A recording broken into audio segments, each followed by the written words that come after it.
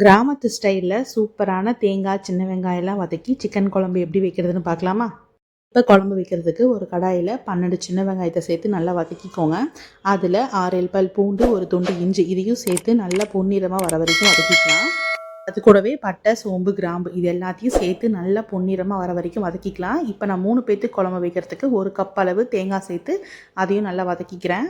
இப்போ இது ஆறுனதுக்கப்புறம் ஒரு மிக்சி ஜாரில் சேர்த்து நல்லா மைய பேஸ்ட் மாதிரி அரைச்சி எடுத்துக்கோங்க.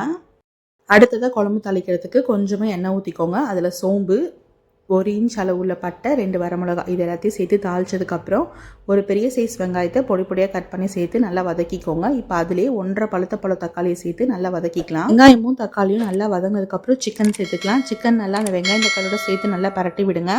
சிக்கனில் தண்ணி விடும். அப்போ 1.5 டேபிள் ஸ்பூன் அளவு தனி மிளகாத்தூள், 1 டேபிள் ஸ்பூன் அளவு குழம்பு மிளகாத்தூள், 1 டேபிள் ஸ்பூன் அளவு தனியாத்தூள், கொஞ்சம் தேவையான அளவு உப்பு இது எல்லாத்தையும் சேர்த்து நல்லா அந்த எண்ணெயிலே பரட்டி விடுங்க. சிக்கன் தண்ணி விடும்.